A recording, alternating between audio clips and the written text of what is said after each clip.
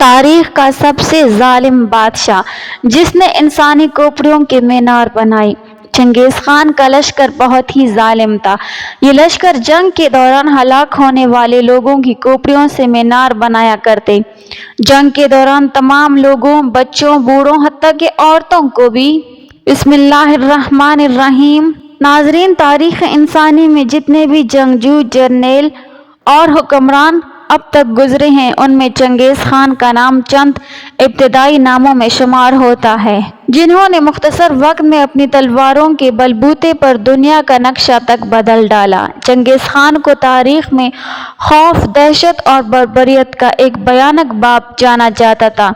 وہ ایک منگول سردار تھا جس نے 13 سال کی عمر میں تلوار اٹھائی اور 40 سال کی عمر میں پہنچ کر وہ چنگیز خان بادشاہوں کا بادشاہ بن گیا۔ چنگیز خان 1162 عیسوی میں پیدا ہوا۔ اس کا اصل نام تیموجن تھا، جس کا مطلب ہے لوہے کا کام کرنے والا۔ صحرائے گوبی کے شمال میں دریائے کیرولین اور دریائے اونان کی زرخیز وادیوں میں ان گنت قبائل آباد تھے، جن میں سے کچھ منگول قبائل بھی تھے۔ انہی منگول قبیلوں میں لوسوکائی نام کے شخص کے گھر ایک بچے کی ولادت ہوئی، جس کا نام اس نے تیموجن رکھا۔ تیموجن کی پیدائش پر قبیلے کے چند دانا لوگوں نے یہ پیشن گوئی کی کہ یہ لڑکا بڑا ہو کر ظلم و جابر اور جنگجو حکمران بنے گا۔ ناظرین، منگول قوم میں ایک وحشی قسم کی شکاری قوم تھی۔ یہ علاقہ چونکہ برفانی تھا، لہٰذا انہیں برف باری، سردی اور بھوک سے بچاؤ کے لیے کالوں اور خوراک کی ضرورت ہوتی تھی، لہٰذا یہ لوگ چھپ کر اور گھات لگا کر باراسنگوں کا شکار کیا کرتے تھے۔ یہ لوگ سردی سے بچنے کے لیے جانوروں کے گوشت کے ساتھ ساتھ ان کی آندیں تک کھا لیتے تھے اور ان کا خون بھی پی جاتے تھے۔ جس وقت تیموجن پیدا ہوا، اس کی قوم سینکڑوں خاندانوں میں تقسیم ہو چکی تھی، حتیٰ کہ ان کا اپنا قبیلہ بھی ان سے ناراض تھا۔ ابھی تیموجن چھوٹا ہی تھا کہ اس کے باپ کو اس کے دشمنوں نے زہر دے کر ہلاک کر دیا۔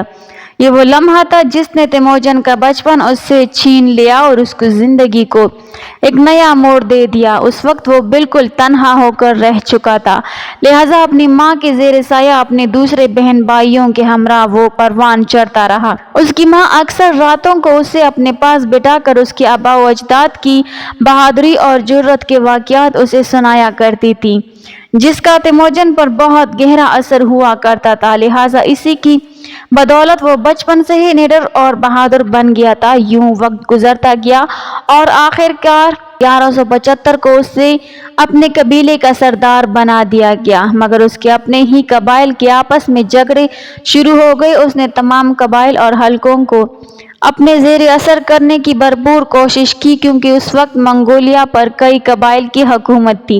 لہٰذا صورتحال کا جائزہ لینے کے بعد تیموجن نے نہایت سمجھداری کا مظاہرہ کرتے ہوئے سب قبائلی سرداروں کو اکٹھا کیا اور مل کر دیگر علاقوں کو فتح کرنے کا منصوبہ پیش کیا، جسے قبائلی سرداروں نے خوب سراہا اور اس کی دانشمندی کے قائل ہو گئے اور اسے متفقہ طور پر اپنا سردار تسلیم کر لیا اور دریائے اونان کے قریب مجلس میں اسے چنگیز خان کا خطاب بھی دیا۔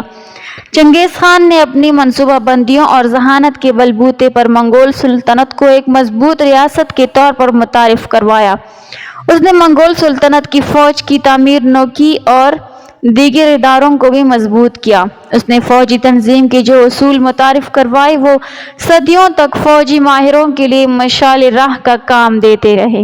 اس نے چین کو 2 مرتبہ فتح کیا اور 1214 اور 1218 میں 2 چینی ریاستوں ریا اور کن پر قبضہ کر لیا۔ ناظرین، چنگیز خان کی حکمت عملی اور جنگی منصوبہ بندی نے چینیوں کی کمر توڑ کر رکھ دی اور وہ بے بس ہو کر رہ گئے۔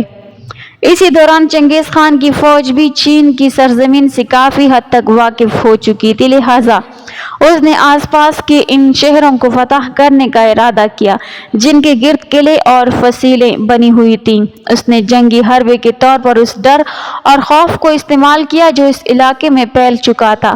اس نے چینی لشکروں پر اپنی دہشت پھیلانے کے لیے اعلان کیا کہ جو منگولوں کے سپاہیوں سے جنگ کرے گا اس میں سے کسی کو بھی زندہ نہیں چھوڑا جائے گا، اور جو چنگیز خان کی اطاعت کرے گا اسے کچھ بھی نہیں کہا جائے گا۔ ناظرین، چنگیز خان کی زندگی کا اہم واقعہ 1219 میں پیش آیا جب اس کے چند سفیر جو مختلف ممالک میں بھیجے گئے تھے قتل ہو گئے۔ چنگیز خان نے اس موقع کو عالمی سطح پر ابھارا اور اس دن وہ دنیا کو فتح کرنے کے ارادے سے نکل کھڑا ہوا۔ اسی سال اس نے شمالی چین اور افغان سرحد کے کئی علاقے فتح کیے۔ اس کے علاوہ بخارا، سمرقند، شاہپور، ہرات، ترکستان، آذربائیجان، تبریز اور خراسان پر بھی حملہ کر کے انہیں فتح کر لیا۔ اس کی فوجوں نے جنوبی روس اور شمالی ہند تک یلغار کی۔ وہ 6,500 کلومیٹر رقبے کا مالک بن گیا۔ اس کی سلطنت شمالی چین سے جارجیا تک پھیلی ہوئی تھی اور اس نے اتنی بڑی سلطنت کے حصول کے لیے 84 لاکھ لوگ قتل کروا دیے تھے۔ اس لحاظ سے اسے تاریخ کا شفاق ترین حکمران بھی سمجھا جاتا ہے۔ مگر یہاں سوال یہ پیدا ہوتا ہے کہ آخر یہ سب ممکن کیسے ہوا؟ چنگیز خان نے آخر آدھی دنیا کو فتح کیسے کیا؟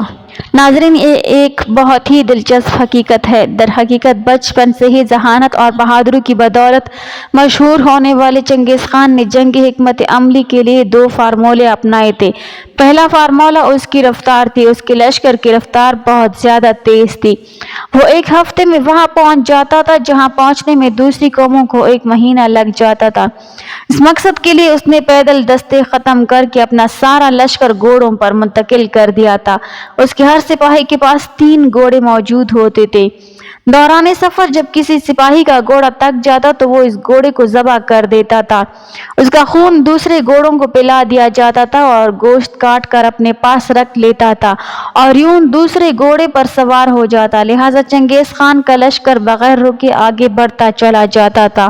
ناظرین، دوسرا فارمولہ اس کی ٹیکنیک تھا، کیونکہ منگولی فوج کے لوگ یا تاتاری لوگ تاریخ کے وہ پہلے لوگ تھے جو گھوڑوں پر بیٹھ کر تیر چلا سکتے تھے۔ اس سے پہلے دنیا اس تکنیک سے واقف نہیں تھی اور اس سے پہلے جسمانی قوت کو جنگوں میں رفتار اور تکنیک سے زیادہ اہمیت دی جاتی تھی۔ چنگیز خان کا لشکر بہت ہی ظالم اور شفاق تھا۔ جب بھی کسی شہر یا علاقے کو یہ لوگ فتح کرتے تو اس جنگ کے دوران ہلاک ہونے والے لوگوں کی کھوپڑیوں سے مینار بنایا کرتے تھے۔ جنگ کے دوران تمام لوگوں، بچوں، بوڑھوں، حتیٰ کہ جانوروں کو بھی قتل کر دیتے اور خوب لوٹ مار کیا کرتے تھے۔ ناظرین، چنگیز خان 18 اگست 1227 کو ایک جنگ کی مہم کے دوران مارا گیا تھا، جس کے بعد اس کے بیٹوں نے اسے اس کے غلاموں، بیویوں اور گھوڑوں کو ذبح کر کے اس کے خزانوں کے ساتھ کسی نامعلوم جگہ پر دفن کر دیا تھا۔ یوں چنگیز خان کی قبر 800 سال تک دنیا کی نظروں سے اوجھل رہی، مگر اکتوبر 2004 میں چنگیز خان کا مقبرہ دریافت ہوا اور دنیا کو پہلی بار اس کی مال و دولت اور شان و شوکت کا اندازہ ہوا۔ ناظرین، چنگیز خان کے بارے میں یہ بھی کہا جاتا ہے کہ وہ مسلمانوں پر بھیجا ہوا اللہ کا ایک عذاب تھا، جس کی حقیقت کچھ یوں ہے۔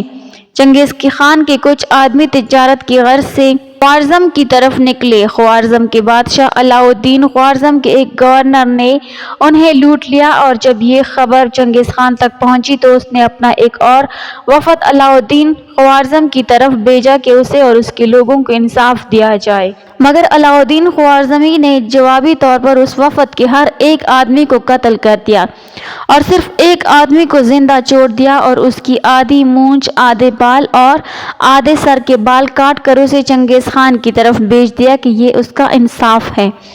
اس وقت چنگیز خان شکار کرنے میں مصروف تھا۔ جب اسے یہ خبر ملی تو اس نے ایک پہاڑی پر چڑھ کر پکارا، اے مسلمانوں کے خدا، اے مسلمانوں کے اللہ، تیرے بندوں نے مجھ پر ظلم کیا اور مجھے تجھ سے اس کا بدلہ چاہیے۔ لہٰذا جب چنگیز خان نے ایران پر حملہ کیا، یعنی مسلمان ممالک پر حملوں کا آغاز کیا، تو جہاد کے لیے بہت سے آدمی بھی باہر نکلے۔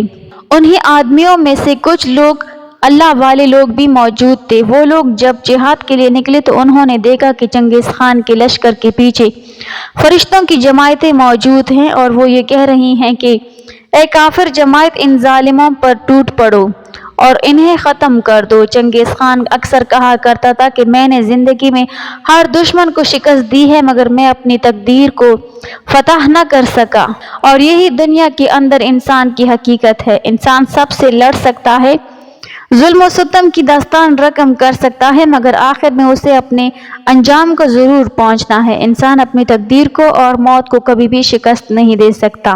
اللہ تعالیٰ ہمیں بہتر عمل کرنے کی توفیق عطا فرمائے اور ہمارا خاتمہ ایمان پر فرمائے۔ ناظرین، کمنٹ باکس میں اللہ تعالیٰ کے 99 ناموں میں سے ایک نام ضرور ٹائپ کریں۔ ویڈیو اچھی لگی ہو تو لائک کر دیں، چینل کو سبسکرائب کر دیں۔ ملتے ہیں اگلی ویڈیو میں، تب تک کے لیے اللہ حافظ۔